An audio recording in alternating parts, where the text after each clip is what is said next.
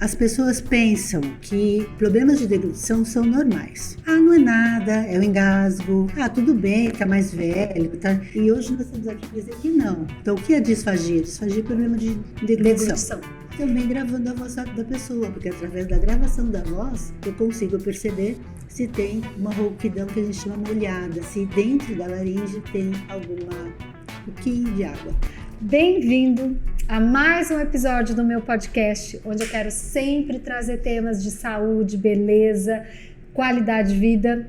E eu tô tendo o prazer de estar aqui hoje com a doutora Maria Inês Reder, porque ela é doutora numa área que eu acho super importante, que a gente pouco se ouve falar, mas que é muito importante para nos dar qualidade de vida, né, para o processo de envelhecimento, que eu vou até mostrar aqui, ó, o livro que ela é autora, né, sobre disfonia e disfagia. Então você vai desmistificar hoje aqui, Marinês, essas duas palavras. Então acho que a gente podia começar o nosso bate-papo, né? Obrigada de você estar aqui, tentando definir melhor essas duas palavras, porque muitas pessoas podem ainda não conhecer. É um tema extremamente importante, Marília, pelo seguinte: as pessoas pensam que problemas de deglutição são normais. Ah, não é nada, é o engasgo, tudo bem, tá mais velho, tá... E hoje nós estamos aqui para dizer que não. Então, o que é disfagia? Disfagia é problema de deglutição. Ela tem duas grandes áreas, as disfagias neurogênicas, que são decorrentes de alterações de base. Por exemplo, o paciente com Parkinson pode ter, paciente com esclerose lateral amiotrófica também, e outras patologias neurodegenerativas. Exatamente. Assim. Então, uma disfagia neurogênica. E aí você tem outros tipos, por exemplo, do envelhecimento, por exemplo. Aí nós temos, fora a disfagia, que é decorrente de problema de deglutição, decorrente de alguma patologia, nós temos as disfagias mecânicas. Então, alguma coisa da mecânica da deglutição não está funcionando bem. E aí é quando a pessoa começa a engasgar, a tossir. Muitas pessoas mudam a alimentação para, assim, até sem perceber. E o importante aqui é que a disfagia é muito perigosa. Tanto a disfagia neurogênica quanto a disfagia mecânica, ela é muito perigosa, porque você pode ter um engasgo mais forte e ter aí algum líquido, algum resquício para o pulmão. Exatamente, até eu pedi para ela trazer aqui esse modelo, né, para muitas pessoas que não conhecem, né, que todo o processo depende aqui na laringe, né? Exato. Então até você pode mostrar um pouquinho que para que não aconteça o engasgo, o que é preciso nesse órgão que a gente chama de laringe? Aqui nós temos o arcabouço laríngeo. Aqui dentro estão as cordas vocais, eu acredito que dê para ver, é um V que fica aqui dentro. Na verdade, as pregas vocais ficam dessa forma no pescoço. Então, esse é um tubo. Esse tubo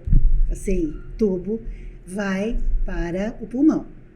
Aqui atrás você tem um outro tubo que é menor, que está bem fechadinho, que é o tubo, que é a faríngea, que é o tubo que vai para o estômago. Então, são dois segmentos. Um está sempre aberto, que nós estamos respirando, e esse sempre fechado. Que horas isso vai acontecer? Que horas esse tubo vai abrir, né? Através do esfíncter chamado esofágico superior. A hora que vier a comida, esta cartilagem fecha a entrada para o pulmão e esse esfíncter abre e a comida vai direto para o estômago. Então tudo é como se fosse um balé, é super sincronizado. Então é bem interessante que a gente não deve falar e respirar ao mesmo tempo, né? São duas coisas que não dão certo, né? Comer e falar, de jeito nenhum. E tem outra coisa também. Às vezes você tem uma aspiração, que nós chamamos, que é a entrada de algum líquido, alguma coisa aqui do tubo errado, que se chama aspiração silente, que é quando a pessoa está engolindo a saliva de forma errada. E aí essa saliva escorre, às vezes a pessoa não tem aí a sensibilidade necessária e a gente tem as pneumonias aspirativas. Isso é muito, muito comum, mais comum do que qualquer pessoa imagina. Então a gente tem que sim fazer um alerta para isso e estar com esse mecanismo bem sincronizado. Ou seja, engasgar ter disfagia não é uma coisa de pessoa idosa. É um acontecimento para a pessoa que está com desequilíbrio. E é muito interessante porque eu hoje sou paciente da doutora Marinês, porque eu comecei a perceber, é como você fala, vamos dizer que eu não sou tão jovem, mas também não sou tão velha, e fiquei preocupada até que eu pudesse já tendo algum tipo de limitação nesse sentido. E aí foi muito interessante que ela conseguiu fazer todos os testes, que eu acho que é até legal depois você contar como que você faz esse diagnóstico. E aí eu não estava percebendo que ao tomar a água... Sim. Eu mexia muito a minha boca e agora eu tô me disciplinando, pondo a língua para cima, e isso aqui tem que estar imóvel. Então, assim, é muito legal porque eu vi que o meu caso, você me contou que não era exatamente uma disfagia de envelhecimento, e sim desse desequilíbrio na minha forma de deglutir. Isso é fundamental a gente conversar, porque é progressivo. Uma hora você está com uma tossinha, a outra hora raspa um pouquinho a garganta, outra hora, e a coisa pode ir piorando, porque o corpo humano vai fazendo adaptações. Sim. E no caso, se a pessoa não conhece o assunto, ela vai se adaptar de forma incorreta, que nós chamamos de tratopatias de adaptação. Uma coisa que eu acho então legal você comentar é como que você consegue identificar que aquele engasgo, aquele é de problema mecânico mesmo, ou alguma outra alteração. Então, acho legal você falar um pouquinho dos recursos que você tem hoje para fazer esse diagnóstico. É muito importante você colocar isso, porque várias disfagias neurogênicas, as que estão relacionadas à parte neurológica, alguma patologia assim, degenerativa, algumas patologias têm como primeiro sinal o engasgo. Então, o engasgo, a tosse, depois ou durante as refeições, não são todas, mas algumas sim. Então a gente primeiro faz, claro, a eliminação de qualquer questão neurológica, e aí nós temos que fazer um diagnóstico considerando todos os tipos de alimentação. A água, um líquido mais grosso, uma alimentação mais pastosa dura. Então a gente tem um protocolo para aplicar. E durante essa aplicação eu vou auscultando, né, a laringe para verificar se existe aí o ruído, que é específico de líquido, e também gravando a voz da pessoa, porque através da gravação da voz eu consigo perceber se tem uma rouquidão que a gente chama molhada, se dentro da laringe tem pouquinho de água ou líquido, alguma coisa. Que configuraria que essa deglutição não está sendo feita adequadamente. Exato. No seu caso, por exemplo, nós não temos nenhum indício de que qualquer tipo de alimento, líquido ou sólido, esteja indo para o tubo, que não é o certo. Mas você já tinha alguns sintomas e acho que foi importante a gente atuar para que isso não piore, né? Não, fundamental, porque inclusive eu não tinha consciência de como eu movimentava toda a minha boca. Invocada com a boca. Fiquei invocada. Eu falei, pior que envelhece também, né? Bom. Aí já é nessa área. Aí já fico preocupada com esse aspecto. Aquela subinha. Assim. Agora, assim, aqui também você tem a parte da disfonia. Exato. Então, vamos tentar entender, assim, também um pouquinho sobre esse termo, o que seria, e, enfim, quais as consequências de uma disfonia. Então, também. Da mesma forma que a disfagia, que é o problema de deglutição, a disfonia, que é um problema de voz, essas duas questões não estão relacionadas ao envelhecimento, mas estão relacionadas, se forem mecânicos, a algum outro tipo de alteração. Então, quando nós fizemos esse livro, Disfonia e Disfagia, nós estamos aqui discorrendo sobre várias patologias, inclusive câncer de laringe, e tal, que podem alterar tanto a voz quanto a deglutição. Importante colocar aqui que nós estamos falando de músculos. Então, quando a pessoa treina muito esse músculo, seja vocal, seja os músculos da deglutição e tal, ela tende a ter um envelhecimento sem nenhuma alteração. Eu sempre dou um exemplo do Frank Sinatra. Nós estamos com um público, acho que talvez um pouco mais jovem, mas foi um cantor muito famoso, cuja voz, aos 80 anos, era até melhor do que a voz aos 40. Mas ele fazia exercícios de respiração de voz todos os dias. Coisa que a gente não põe na nossa rotina, exatamente, né? Que eu acho que é importante também. Por exemplo, minha mãe hoje tem 94 anos e eu estou sempre de olho. Mãe, coloca a língua no lugar, engole direito. Não, eu estou sempre monitorando. Mas ela também faz um treinamento de exercícios assim, para engolir de forma saudável e tal. Então, isso é prevenção. A gente tem que eu acho que todo mundo deveria, em algum momento, avaliar se ele está deglutindo certo, que era o meu caso. Exato. Eu não estava e não me dava conta. Exato. Né?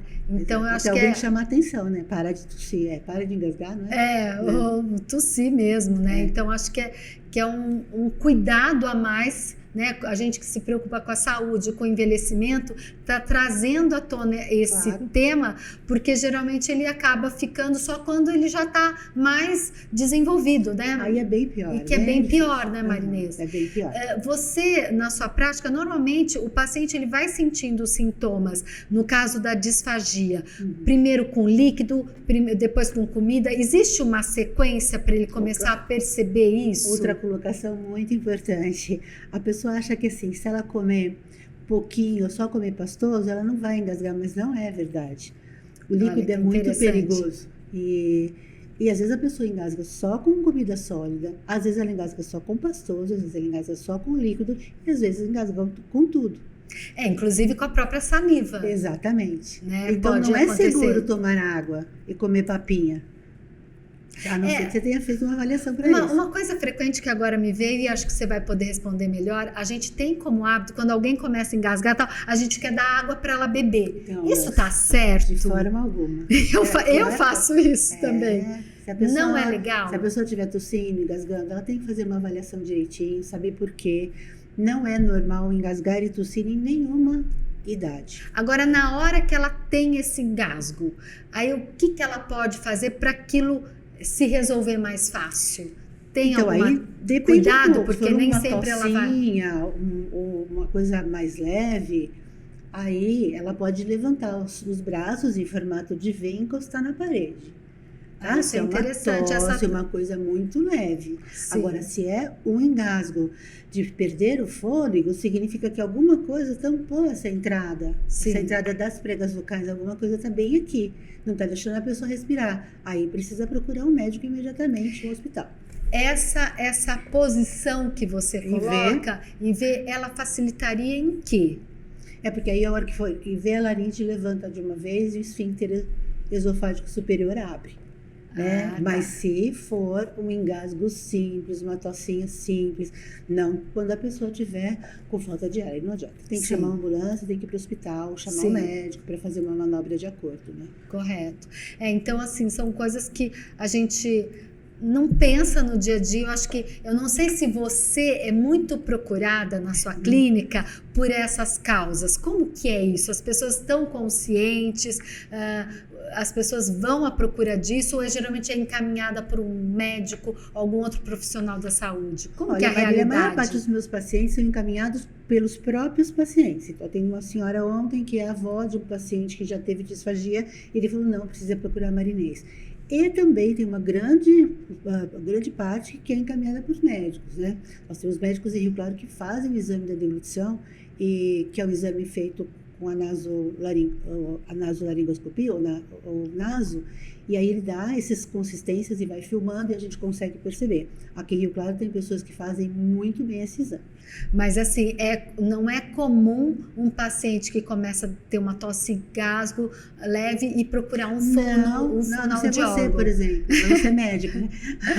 Não, isso que eu queria... não é comum, isso é muito triste. Então, e por isso que eu tô trazendo você aqui para reforçar, né, que quando já tiver esse tipo de sintoma, não é esperar ir num profissional médico para chamar atenção. Ele pode buscar já uma avaliação de um fonoaudiólogo para fazer um diagnóstico. Inclusive, quem vai fazer o tratamento é o fonoaudiólogo, correto? Normalmente eu peço, a não ser que seja uma coisa muito leve, se está relacionado especialmente a disfagias neurogênicas, a gente pede o exame da deglutição para ter aí uma margem maior de segurança. Mas, sim, a pessoa precisa procurar. A pessoa não pode achar que, de repente, como tudo estava normal, eu mastigava bem, eu engolia bem, eu falava bem, e de repente eu estou engasgando, não consigo mastigar, não consigo engolir. não é normal. E pior ainda quando a pessoa fala, porque eu tô nervosa, tô estressada, né? Como se o estresse fosse uma condição e não uma doença. Mas, enfim, não é assim que as coisas funcionam, né? Isso é mecânico. Agora, tem uma outra coisa que eu acho interessante, que às vezes acontece que a pessoa engole e parece que ela tem a sensação que fica alguma coisa. E aí, o que seria isso? É a disfagia também? Como que a gente pode... Ela não pode ter sensação nenhuma depois que ela engole. Isso e engolir de uma forma bem leve, sem esforço de nenhuma musculatura. Se ela está sentindo depois que engoliu, especialmente medicamentos, as pílulas, né? Isso. É porque deve estar acontecendo o que a gente chama de um trânsito mais lento entre o disparo da deglutição dentro da cavidade oral e o caminho do alimento esôfago até o esôfago. Então, às vezes, esse disparo não tem a pressão suficiente, então a pessoa sente. Não fica engasgado, não fica parado, a não ser que ela esteja com uma outra condição. Mas também não é normal sentir isso. Não deve ter a sensação que ficou alguma coisa. Porque não ficou. A coisa já foi. Só que ela passa tão devagarinho que você aumenta aquela sensibilidade. Aí você fala, nossa, ficou uma coisa. Mas... Isso. Né? E aí tem a ver também com essa questão normalmente mecânica da deglutição. Sim. Que também é importante estar avaliando. E aí a gente tem que detectar o que é, dar o exercício correto. Normalmente são casos que têm um prognóstico bom, quando a disfagia é mecânica, exceto os casos de pós-cirúrgico de câncer de cabeça e pescoço, e aí a gente tem uma outra realidade. Mas a disfagia mecânica, quando todos os músculos estão íntegros, a gente tem sempre um prognóstico muito bom. Agora, também uma curiosidade, porque eu vou passar por isso também. Ixi. Quer dizer, a partir do momento que foi identificado, né, que existe esse problema mecânico, passa a se fazer os exercícios, a melhora, aí a pessoa tem que continuar com esses exercícios até o fim da vida? Como que é isso? Na verdade, não. Na verdade, o melhor exercício para deglutição é a própria deglutição.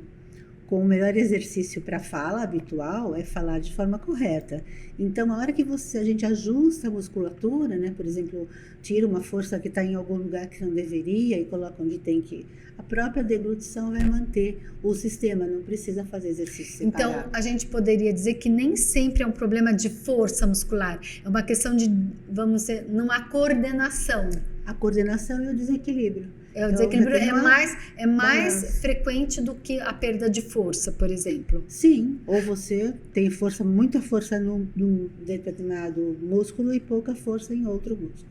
E no envelhecimento, que normalmente a gente tem perda de massa muscular, perda de força, como é que fica esse sistema? Ele é muito afetado também pelo envelhecimento em si? Então, ou como a que gente é na tem prática? a presbifagia. Presbifagia é o envelhecimento da deglutição do idoso.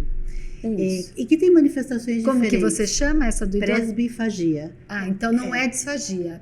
Não, presbifagia é o envelhecimento da deglutição, vamos dizer, são sintomas de deglutição.